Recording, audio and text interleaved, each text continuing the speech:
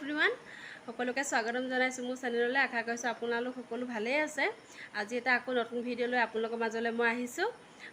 আজি এতিয়া মই মৰ্ণিঙৰ পৰা ভাবিছোঁ কি কৰোঁ কি নকৰোঁ আপোনালোকক দেখাই যাওঁ। মই মৰ্ণিং গা পা ধুই আজৰি হ'লোঁ বাৰু, কিন্তু মানুহজনীয়ে মোৰ চোৰ শুনিওৱা নাই।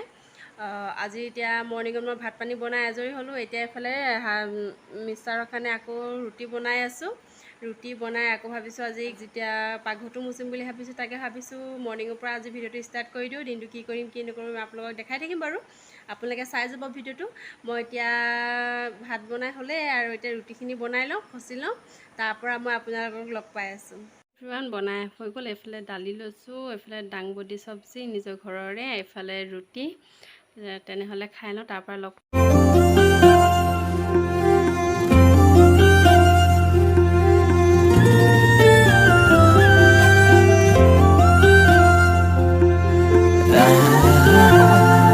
এইখিনি ৰঙা মাটি মই আনি থৈছোঁ। ঘৰটো এতিয়া এইখিনি মুচি লওঁ। পাকঘৰটো বহুতখিনি লেতেৰা হৈ গ'ল।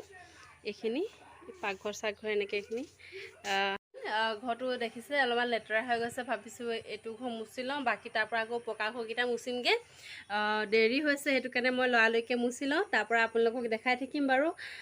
খুৰাহঁতৰ ঘৰলৈও মাতিছে। খুৰাহঁতৰ ঘৰত তিতাকেৰেলা আছে বোলে, তিতাকেৰেলা আনিবৰ কাৰণে মাতিছে। তাকে লৰালৰিকৈ কামখিনি কৰি লওঁ, তাৰপৰা আকৌ ভালকৈ চফা হৈ লওঁ। চফা হৈ মেলি আপোনালোকক লগ পাই আছোঁ। আপোনালোকে চাই যাব ভিডিঅ'টো আগলৈ।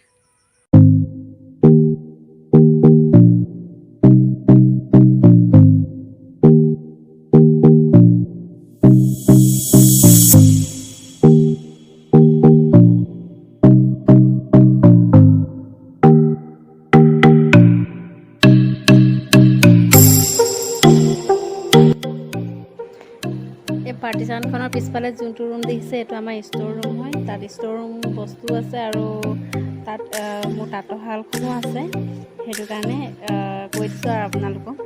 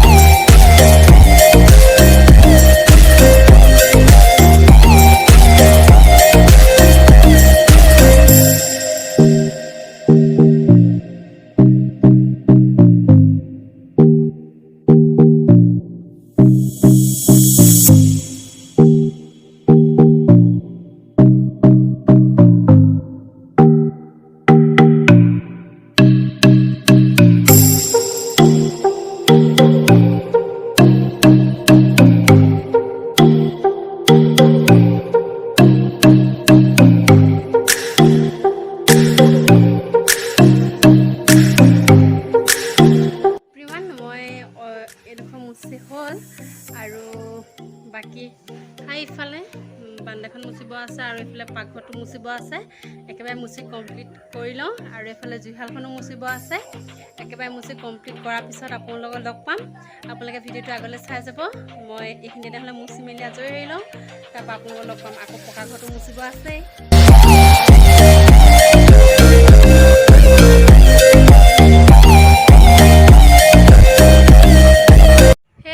এতিয়া জাষ্ট মই কাম বন কৰি আজৰি হ'লোঁ। ঘৰ আজি গোটেইখিনিয়ে মুচিলোঁ। পকা ঘৰ মুচিলোঁ, কেঁচা ঘৰ মুচিলোঁ। সেইটো কাৰণে মনটো অলপমান বেয়া লাগিছে। ঘৰটো মুচি এটাইছিলোঁহে, জাষ্ট ঘৰটো শুকুৱাই নাই।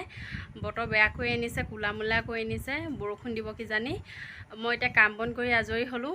মূৰটো চফা কৰি মোৰ মানে ফনিয়াই ল'লোঁ আৰু ফনিয়াই মেলি এতিয়া মাজু খুৰী ঘৰলৈ মাতিছে, ডাঙৰ খুৰী ঘৰলৈ।